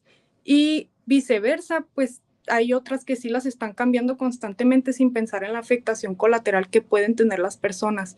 Entonces, pues eso fue lo que yo entendí, que estas normas de contribución no son estables y las personas no pueden contribuir correctamente porque a veces no está en su ingreso, pues. No sé si me entendí. Sí, sí, ok. Evelyn, Karime, Evelyn, lo hiciste muy bien. Digo, les voy a comentar. El lenguaje es un capítulo complicado. El lenguaje es técnico. Fue tema de mi tesis de doctorado, de hecho. Entonces, este capítulo, tengo que reconocer, lo elaboré conjuntamente con el doctor David Álvarez García, que es el abogado general de la UABC, con el doctor Luis Alberto Bautista, que ya no nos acompaña aquí, se fue a su país, su estado de origen, y el doctor, nuestro coordinador de posgrado, de investigación y posgrado, el doctor Antonio Rosalío Rodríguez de Reyesa. Ahora, tal cual como lo comentó Karime Evelyn, aquí el tema es que algunas leyes fiscales o disposiciones fiscales prevén cantidades líquidas. Por ejemplo, te ponen una obligación en pesos mexicanos y otras leyes también. El problema de usar cantidades líquidas es que con la inflación esos montos van perdiendo valor. Pues. Lo que antes te costaba 15 pesos, el próximo año te puede costar 18, 19 pesos. Entonces es bien peligroso usar cantidades líquidas en las leyes, pero el Estado mexicano, tanto el Poder Legislativo como el Ejecutivo, le preocupa mucho actualizar conforme a la inflación leyes fiscales donde ellos recaudarían menos, donde les afectaría, pero no hacen lo mismo de preocuparse por eso, donde estableciste un artículo con pesos mexicanos y le afecta al contribuyente. Entonces, no se vale, porque en unas sí y en otras no. Es obvio ahí que no fueron prospectivos. Cerramos pasamos al siguiente. El siguiente capítulo es el número 20. Bueno, el siguiente es el 20 y es el derecho administrativo y la perspectiva de género. Este es muy parecido al capítulo 21 porque van de lo mismo. El 21 es la visión o perspectiva de género, alcances de su definición al interpretar el derecho administrativo. Yo los vi así. El capítulo 20 es como la historia y generalidades de la relación que hay de la perspectiva de género y el derecho administrativo, porque habla de que el derecho administrativo inevitablemente se relaciona con los derechos humanos. Entonces, esto mismo porque parte del bien común a los gobernados y en esta relación entre particular y gobernante no deben de existir diferencias y discriminación. Entonces, esto mismo debe ser visto con perspectiva de género para que no exista una relación asimétrica. Entonces, la perspectiva de género es hasta hace poco incorporada, pero es muy necesaria porque falta una armonización constitucionalmente, ya que existen otras leyes que sí lo contemplan, pero surgen muchas dudas de cómo se va a aplicar y qué es la perspectiva de género. Entonces, para poderlo entender en este capítulo, se ponen las definiciones, se ponen ejemplos en donde se puede aplicar y por qué debería de ser así, pero también explica la necesidad que existe actualmente porque no está armonizada. Se propuso un ejemplo de que ayuda a la comprensión de esta perspectiva en el derecho administrativo, como lo es la existencia de calles mal hechas, por ejemplo. Una persona puede accidentarse por la negligencia de la administración y ahí debe de visualizarse la vulnerabilidad en la que se encontraba la persona. También si hay personas que por su condición de ser niñas, niños o personas adultas mayores, también se debe aplicar la perspectiva de género. Entonces, aquí de una manera muy general explica cómo se debe de aplicar y cómo es esta perspectiva, porque hay mucha confusión al respecto, entonces aquí lo aborda. Y yo creo que sería todo por este capítulo. Sí, la verdad, esta autora, María Inés Aragón Salcido, es una abogada, una jurista, es notaria pública aparte, y sí, le encantan los temas de género, es de la Universidad de Sonora. Pasamos al otro, que también creo que es de una autora de la Universidad de Sonora, que es su amiga. Sí, es visión o perspectiva de género, alcances de su definición al interpretar el derecho administrativo. Como ya les mencioné, en el otro era como más historia y generalidades, y aquí ya habla de su interpretación. Entonces, Este nos habla de las principales preguntas en relación a cómo se puede interpretar y aplicar correctamente la perspectiva de género al derecho administrativo. Entonces se hace la pregunta de qué es el género, que es una pregunta pues muy compleja porque varía dependiendo de las culturas y la sociedad en la que uno se encuentra. Entonces, ahorita lo que pensamos que es del género, pues en unos años más puede cambiar. Entonces, mucha gente piensa que se aplica nada más para las mujeres, pero se ha tratado estos temas porque aplica para todas las personas que se encuentran en una relación asimétrica de poder.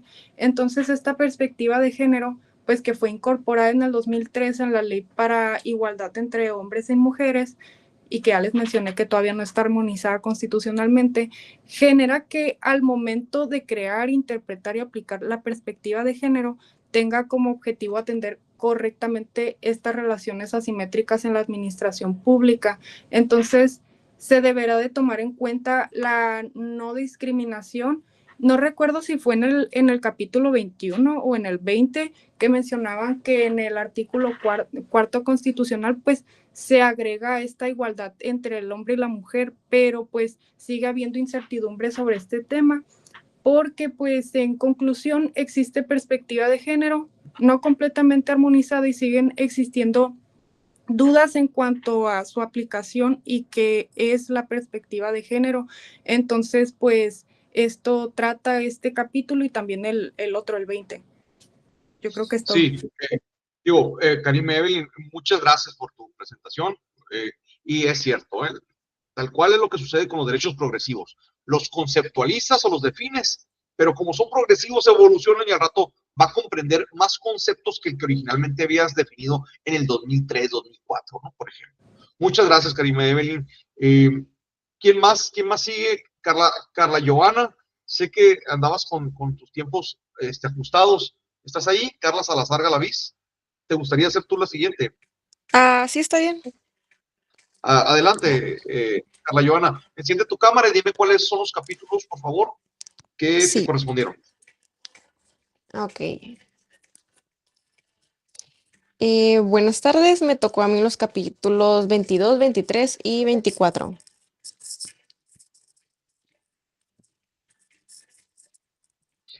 Este es de casa también, ¿eh? La doctora Elizabeth García Espinosa, ustedes a lo mejor la conocían porque era hasta hace poco la administradora de la facultad, ahorita ya se está dedicando casi toda investigación y docencia. La doctora Gloria Celi Navejas Juárez, pues ya se jubiló, pero era nuestra maestra también en la facultad. La doctora Karina Cárdenas Rodríguez es profesora de asignatura, bueno, es de tiempo completo, pero ahorita como está trabajando en la unidad de transparencia UABC, pues no puede dar tantas clases. Y la doctora Berenice Martínez Pérez es abogada, pero está en la Facultad de Ciencias Administrativas. Bueno, adelante. Lo que yo apunté del capítulo es de que explica cómo la reforma de la ley de seguro social cambió el sistema el social de 1997, cambió el sistema de pensiones en México, pasando de un esquema solidario a uno de capitalización individual a través de la Afore. Se analiza cómo esta transformación afecta en la forma distinta a mujeres y a hombres, ya que mujeres suelen ser más, pues no la palabra, pero más trayectorias laborales como más sensible, más interrumpidas como salarios bajos, su capacidad para poder el trabajo y pues que puedan tener mayor esperanza de vida.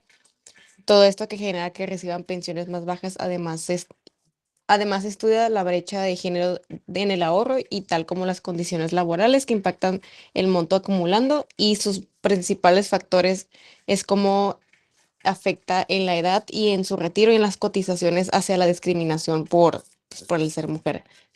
Y el capítulo finaliza planteando la necesidad de la reforma sobre la desigualdad y la igualdad que se busque garantizar para que sea más equitativa con las mujeres. Sí, tiene razón Carla Joana. Efectivamente, recuerden que antes estaba la ley del Seguro Social de 1973. Se abroga esa ley. Los que alcanzaron a cotizar con esa ley se pueden pensionar con esa ley. Los que no, en mi caso no me tocó, y a ustedes tampoco les va a tocar, vamos con la ley del Seguro Social de 1997. Pero este cambio especialmente que nos afectó a varios, obviamente porque a veces no alcanza el dinero y tienes que reformar leyes y demás. Pero este cambio, desde este capítulo, dice que afectó especialmente a las mujeres más que a los hombres. Pero bueno, pasamos al siguiente capítulo. ¿Cuál es? ¿Es el 23? Así es, la perspectiva de género en la protección del derecho humano a la salud. Alfonso Mendoza y Raquel García Ojeda. Bueno, no les platico más, son de UNAM, también son amigos de UABC, pero están en UNAM. Adelante, Carla Joana. En ese tema yo apunté que aborda la perspectiva de género que influye directamente en la protección del derecho humano y a su salud. Explica que tanto a nivel internacional como nacional existe una obligación del Estado que garantiza los derechos de los humanos, especialmente la igualdad, la desigualdad, especialmente igual como el 22, que pues están como conectados, la salud en la igualdad, que hace referencia a una reforma que hubo en el 2011 en México, que fortaleció la protección de los derechos y la incorporación de tratados internacionales. Y también se analiza cómo la violencia del género afecta a la estructura, el acceso hacia los servicios en la vida cotidiana, como la salud, la justicia, la seguridad y como la administración pública que se debe efectuar de forma activa para prevenir prevenir situaciones, y se destaca la importancia de políticas conforme al género en hospitales, servicios generalizados y servicios médicos y decisiones administrativas para asegurar la igualdad en condiciones entre mujeres y hombres. Sí, a mí me gustó mucho este capítulo, la verdad.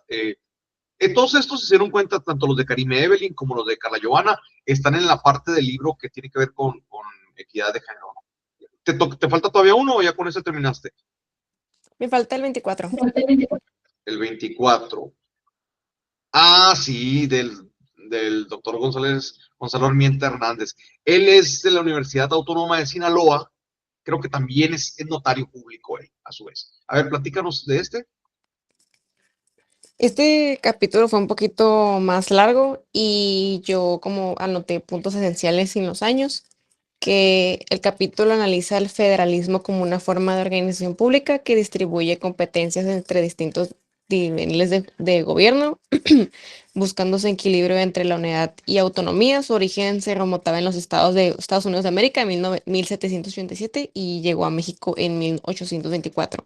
Y se adaptó al contexto histórico a lo largo del tiempo. El federalismo mexicano ha tenido tensiones entre centralización y descentralización, con reformas que han transferido facultades en los estados, en la federación, en materia fiscal y la legislativa. Y destaca la importancia al humano en su buena administración, que implica las autoridades deben actuar de manera eficaz, imparcial, transparente, cercanía a la ciudadanía, que la mayoría de esos principios pues están en la Constitución Política de los Estados Unidos Mexicanos, y se vincula con la idea de que un auténtico federalismo garantiza que las decisiones públicas se tomen con conocimiento a las realidades locales, resaltando que es lo que se tiene que aplicar actualmente y a futuro en la vida cotidiana. Sí, este capítulo forma parte ya de otra parte del libro colectivo, que ya no es equidad de género o visión de género. Este ya tiene que ver con federalismo y gobernanza. Y obviamente, pues el autor comenta, para que haya una buena administración pública de parte del Poder Ejecutivo, tiene que fortalecerse el federalismo. Nomás que hemos visto a veces tendencias de centralización por parte de la capital del país, que el gobierno federal asuma más, y luego de repente hay tendencias donde se suelta más a los estados otra vez en sus competencias. Pero bueno, ¿cuál te pareció más complicado y cuál fue tu favorito? Mi favorito fue el 22 y el más complicado el 24. El 22 es el de la Ley de Seguro Social de 1997, ese fue tu favorito. Y este último fue el más complicado. Muy bien. Carla Joana, muchas gracias. Yo sé que andas ocupada y que traes pendientes. Adelante. Te agradecemos que nos hayas acompañado. Gracias. Aquí. ¿Y quién sigue? Sé que falta Mía Samantha, sé que falta. ¿Quién más falta? Falta la otra Karen Areli, Ávila Flores, y ¿quién más me falta? A ver, Caro ya expuso. Y me falta Imi Jocelyn. ¿Quién quiere de ustedes? Mía Samantha. Adelante, Mía Samantha. ¿Qué capítulos se tocaron? A ver, déjeme activo mi cámara. Profe, nada más que estoy en el celular y se va a ver rara la cámara, ¿está bien? No te preocupes, el chiste es que te veas, que Okay. que sepamos que no es un robot ahí el que está hablando. A ver, ¿cuál es Me tu tocó el capítulo? artículo 31. El artículo 31. 31. Aquí está. Ah, Ángel Luis Parra, de la Universidad Veracruzana. Tiene muy buenos Ángel Luis libros Parra. de Porrúa y de otras editoriales. Adelante, Mía. Ok, aquí tengo mis apuntes. Ok, pues buenas tardes. A mí me tocó el artículo 31 que habla acerca de la Ley Federal del Procedimiento Contencioso Administrativo. El capítulo analiza pues la ley, destacando que aunque busca garantizar justicia frente a los actos de la autoridad, se ha vuelto un proceso pues como demasiado técnico y como que ha alejado como que el sentido de como de garantías y de humanidad. Bueno, así yo lo comprendí, y el autor explica los principios fundamentales del juicio contencioso administrativo, como el formalismo moderado, la igualdad de partes, la contradicción y el principio pro persona, que buscan equilibrar la relación entre el ciudadano y el Estado. También explica el proceso y el procedimiento, critica la supletoriedad del Código Federal de Procedimientos Civiles por no ajustarse a la naturaleza administrativa, y analiza las partes y causas de procedencia del juicio.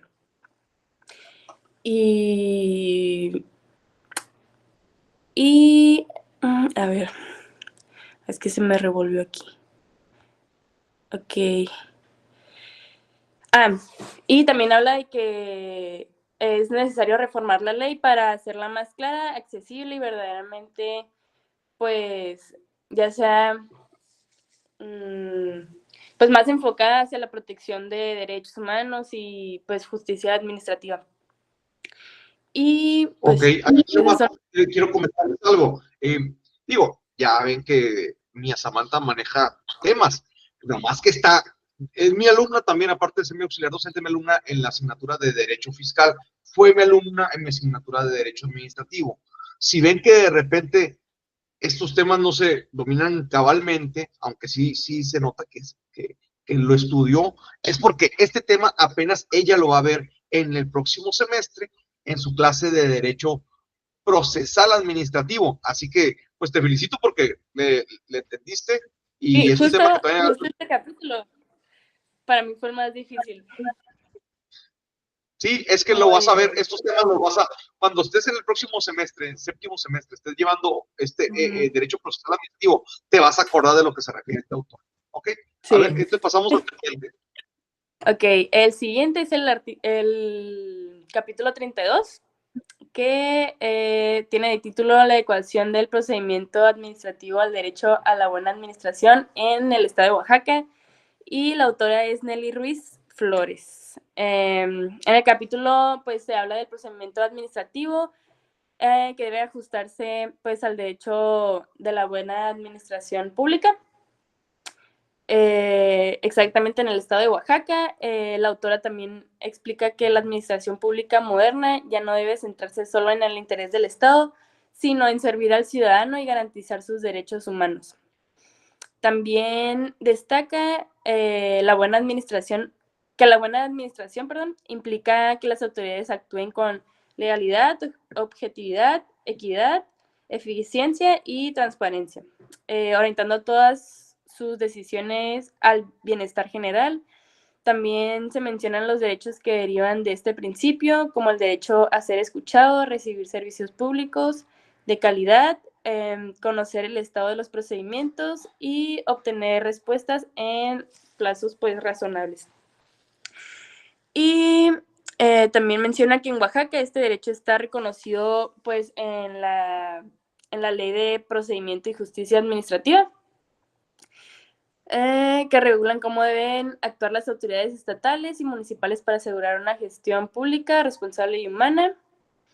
Y pues ya finalmente la autora concluye que pues se debe adecuar el procedimiento administrativo al derecho, a la buena administración, fortalece la relación entre el gobierno y la ciudadanía. Muy bien, la doctora Nelly Ruiz Flores es buena amiga, es de Oaxaca, de la Universidad de Oaxaca, también trabaja en el Tribunal Administrativo, de Justicia Administrativa, entonces es muy, muy inteligente la doctora, y bueno, esto ya es más de quinto semestre, esto ya lo manejaste un poquito más. ¿Cuál sigue? El siguiente capítulo que te toca. Es el capítulo 33. El doctor, déjame advertirles, el doctor José Rafael Belandria García es venezolano, pero se vino a vivir a México y ahorita está adscrito a la Universidad Autónoma de Coahuila. Él maneja temas de tecnología, derecho y tecnología. A ver, platícanos, Mía. Ok, el capítulo 33 tiene de título La inteligencia artificial en la administración pública y desafíos en su implementación. El capítulo, pues, habla acerca del tema de la inteligencia artificial, de la IA, y de cómo esta está transformando, pues, la manera en la que funciona la administración pública. Al ser esta una nueva herramienta, la inteligencia artificial, pues, facilita de alguna manera las decisiones, como la toma de decisiones, la automatización como de procesos y la mejora de servicios públicos. El autor explica que la IA pertenece a la cuarta revolución industrial y se caracteriza por la capacidad de las máquinas de analizar información, aprender y actuar de manera autónoma. También dice que en el ámbito estatal su uso se ha extendido en tareas como la contratación pública, análisis de datos, digitalización de trámites y atención ciudadana. También se exponen ejemplos en otros estados, como mencionó España y Colombia, donde se han desarrollado proyectos orientados a la transparencia, la eficiencia y la innovación tecnológica. También advierte que la inteligencia artificial pues también conlleva riesgos y desafíos pues jurídicos y éticos, como posible discriminación algorítmica, la afectación a la privacidad, la falta de transparencia en las decisiones automatizadas y la necesidad de una regulación clara. Y concluye que el gran reto es equilibrar el avance tecnológico con la ética, la legalidad y la dignidad humana. Muy bien, este tema, se une con los otros que ya habíamos hablado de la doctora de la Universidad de Almería. Fíjense, ahorita en el programa de maestría en Ciencias Jurídicas de la Facultad de Derecho Mexicali, por lo menos hay como 3 alumnos que están abordando este tema de la falta de regulación jurídica, obviamente, de la inteligencia artificial. Va a ser un tema muy interesante. Mía Samantha, muchísimas gracias por tu participación. Y, ¿cuál es tu favorito? Ya nos dijiste cuál fue el más difícil de entender. ¿Cuál fue tu favorito? Mi favorito fue el 33. Sí. Muy bien. Sí, me gusta mucho. Bueno, gracias, Mía Samantha. Gracias, ¿Quién profe. sigue? Imi. ¿Qué pasó? Adelante, enciende tu cámara. Sí, déjeme nomás sacar mis notas, ya las tenía. ¿Qué capítulos te tocaron, Emi? Me tocaron el 25, 26 y 27. El 25 se llama Transparencia y Acceso a la Información Pública, publicación de sentencias en la Justicia Contenciosa Administrativa. Es de, no sé cómo se pronuncia el nombre, se llama... yo le digo, Shelja Montserrat Brito Jaime. Déjame les platico algo de Shelja. Shelja, igual que Contreras Minero, Marco Antonio Contreras Minero, son muy jóvenes. No digo que sean de la misma edad de ustedes. Son egresados, ella trabaja en el Poder Judicial, pero ellos, es que la Asociación Mexicana de Derecho Administrativo tiene como un grupo de estudiantes. Es decir, es más, creo que aquí está Karime Evelyn, que ahorita va a participar en un congreso de la sección de jóvenes, pues, de esa asociación. Entonces, ella era la presidenta de esta agrupación de jóvenes de derecho administrativo y el que va a participar en el congreso, Karime Evelyn, y ella era la presidenta, y Marco Antonio también estaba en esa asociación. Ahora pues ya están egresados, ya forman parte de la asociación acá con los grandes. Entonces, quien quiera sumarse al grupo de jóvenes, son bienvenidos. Adelante, Imi. Ok, pues como les comentaba, este capítulo se llama Transparencia y acceso a la información pública, la publicación de las sentencias en la justicia contenciosa administrativa.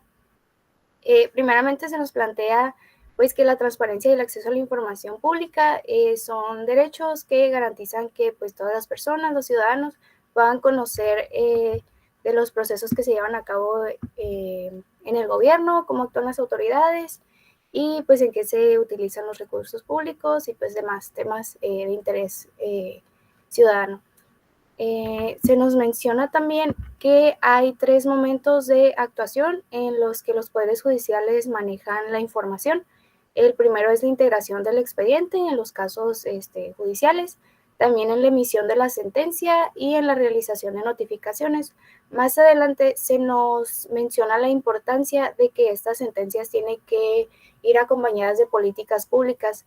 Esto para que sea más fácil y accesible para los ciudadanos poder comprender los temas en los que ellos se ven involucrados indirectamente con respecto a las decisiones de las autoridades. Igualmente, en el mismo capítulo se nos menciona una corporación que se llama Transparency International. Esta nos menciona que la transparencia es una cualidad.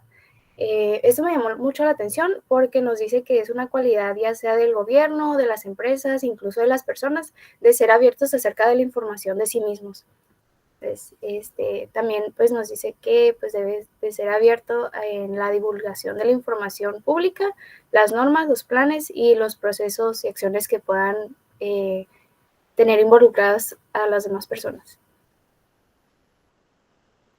Muy bien, muy bien. Es muy interesante porque es un análisis. Ella, les digo, trabaja en el Poder Judicial, no sé si todavía, pero colaboraba ahí, pues por eso lo ves desde el punto de vista de la transparencia o las sentencias, ¿no? Pero bueno, pasemos entonces a cuál otro es el que sigue. El 26 se llama el principialismo como reto para la administración pública. Este capítulo es de Carlos Alberto Burgoa Toledo de la UNAM. Por cierto, el doctor Carlos Alberto Burgoa Toledo tiene su propia editorial, se llama Burgoa Editores, creo, y la asociación publica algunos boletines o revistas a través de él. Yo he comprado varios libros, incluso unos que son de autoría de él y otros que son de otros académicos, pero que son de su editorial. Es muy inteligente. Ahorita vamos a ver con Imi, me parece curioso ver con Imi Jocelyn qué fue lo que entendió, porque es muy teórico también, aparte, y es un lenguaje muy técnico. Vamos a ver qué tanto le entendió Imi. Pues fue el capítulo que se me hizo más difícil, la verdad, porque el autor usa muchas alegorías. Entonces, en lo personal, a mí se me hace muy difícil comprender pues este tipo de lenguaje. Pero sí, en lo que pude captar, pues primeramente el autor hace una diferencia entre el principialismo y el garantismo. Nos dice que el principialismo concentra la autoridad en un solo poder o nivel de gobierno. Entonces, las decisiones administrativas que se llevan a cabo aquí se toman desde pues, un solo centro. Y el garantismo defiende que el Estado y los poderes deben estar como no divididos, pero sí subordinados, entonces que también se tienen que llevar a cabo en base a los derechos fundamentales de los ciudadanos. Nos dice que la naturaleza material y tributaria y su naturaleza de acceso a la información es obligatoria para los contribuyentes, pero el acceso a la información es permisivo, o sea, es algo que está ahí, pero pues igual si no lo solicitas pues no pasa nada, pero tienes el derecho de pedir esta información. Nos dice también que los valores ven más la funcionalidad que la moral, porque pues toma como ejemplo esto del valor. Si algo realmente es funcional, dependiendo de su valor, puedes tener el mismo objeto, pues hacía menciones a diferentes objetos. Entonces nos mencionaba que si tienes un objeto que funciona importa el valor, si los dos sirven para lo mismo, si los dos son iguales, lo que cambia pues es el valor que se le da a cada persona.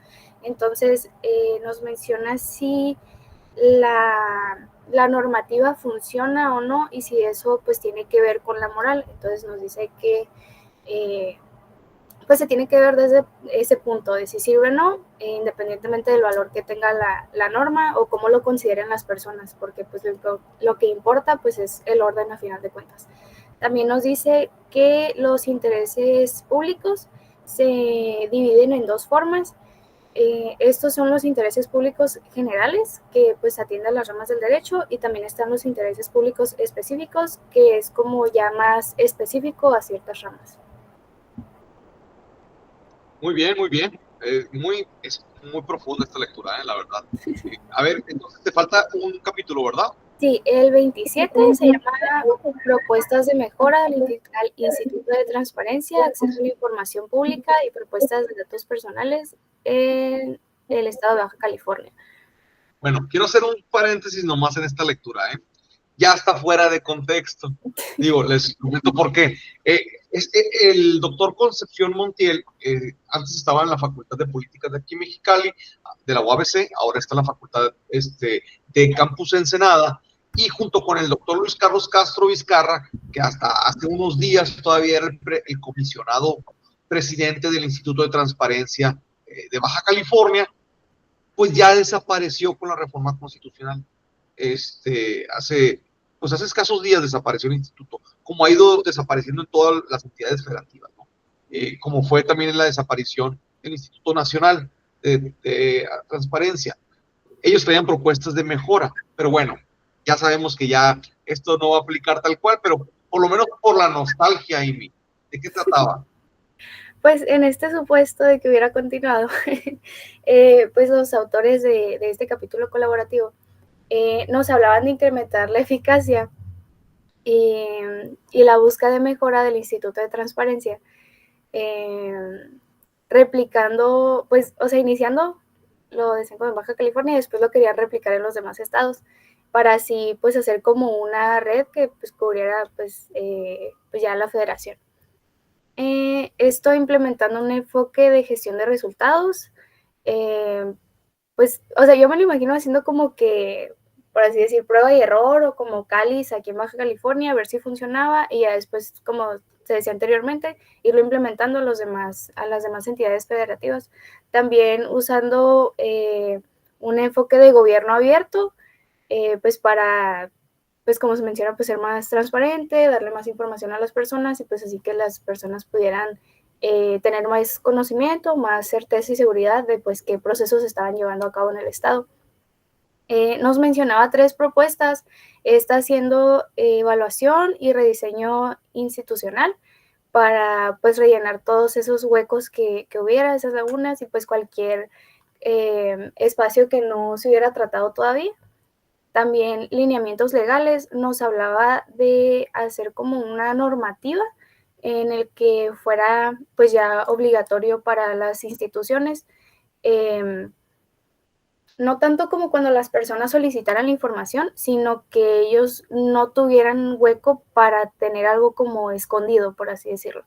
También una planeación estratégica, pues regreso a lo mismo, para poder irlo implementando en los demás estados y que así pues todos pudieran tener y ejercer pues este derecho a solicitar información y la transparencia.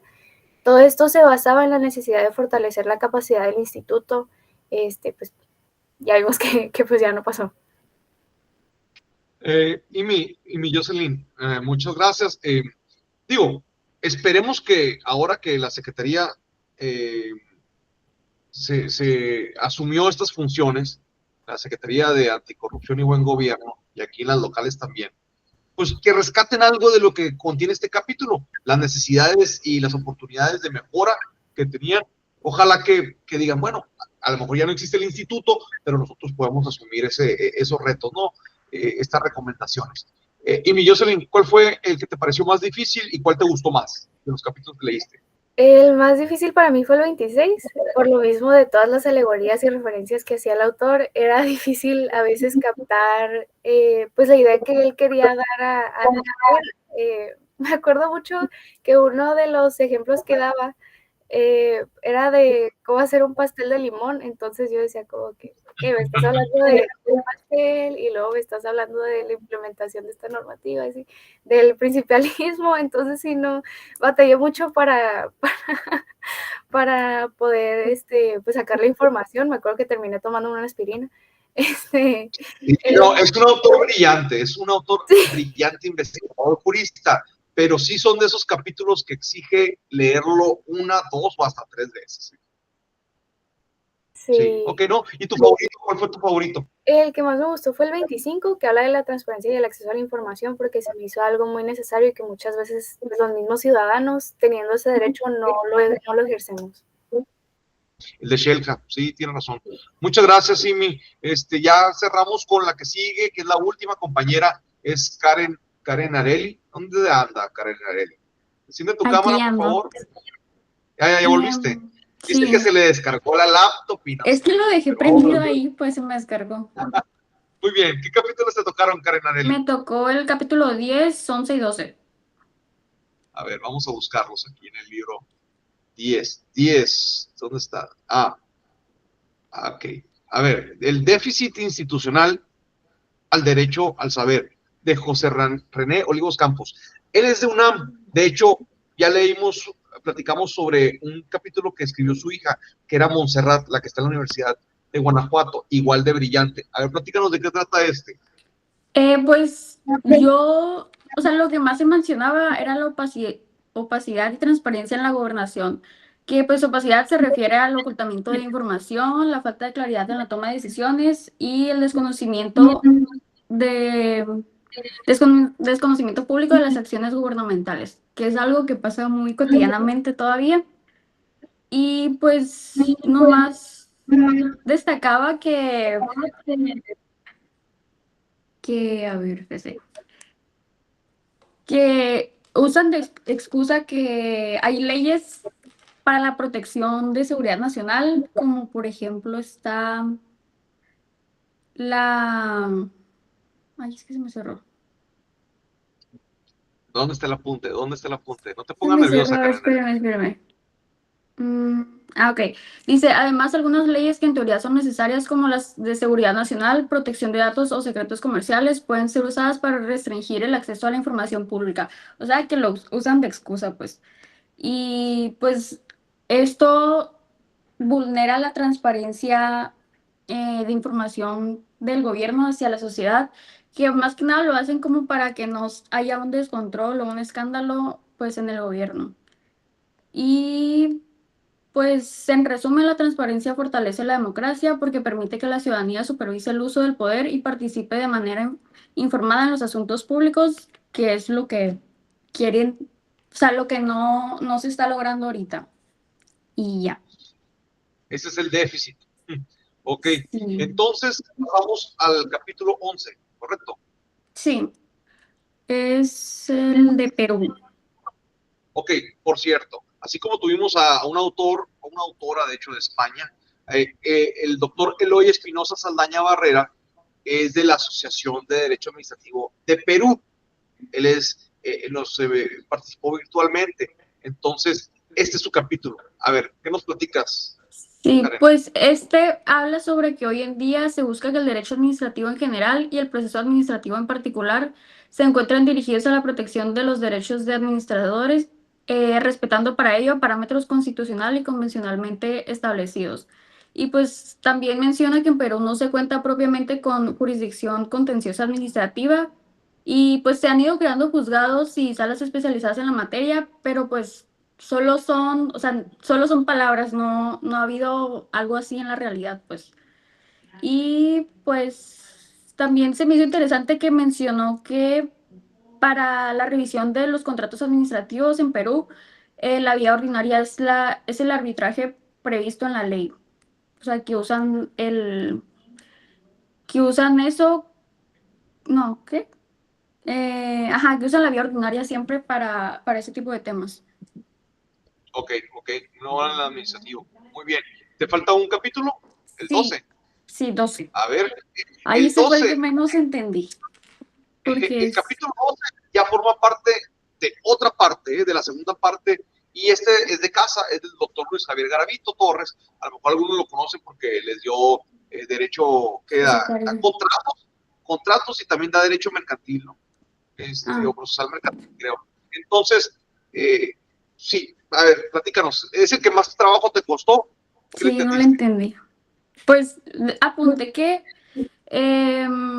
analiza la vulneración de derechos humanos que se concreta al momento en que un servidor público no jurisdicciona, bueno, se enfoca más en la Ley General de Sociedades Mercantiles, pues.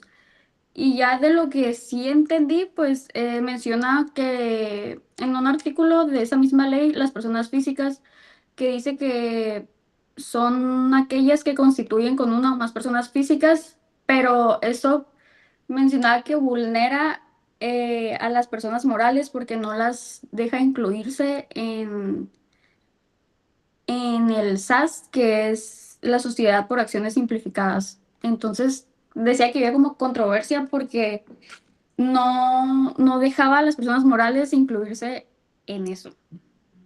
Y ya fue todo lo que entendí. Es difícil. Acuérdense que en su momento muchos juristas criticaron que la creación de las SAS, las que son sociedades por acciones simplificadas, eran una aberración, porque cómo puede existir una sociedad que nomás sea de un solo integrante, pues eso no es una persona moral, etcétera, etcétera, pero tiene sus limitantes. Entonces a lo mejor la crítica va por ahí a la regulación. Pues Karen Areli, muchísimas gracias. Con ella cerramos. Agradezco muchísimo a mis auxiliares docentes. Nos vemos en el próximo círculo de lectura, salvo que alguno de los que están aquí quiera hacer una pregunta rápida o comentario. Tenemos, yo creo, un minuto o dos para ese espacio. Si no, pues nos despedimos y agradecemos la presencia. ¿Alguien tiene alguna duda? ¿Todo bien? Bueno. Jóvenes, gracias. Nos vemos en el próximo círculo de lectura para la divulgación de la ciencia jurídica. Que tengan excelente viernes. Hasta luego. Gracias, maestro. Buen día. Gracias, buenas tardes. Hasta luego. Bye.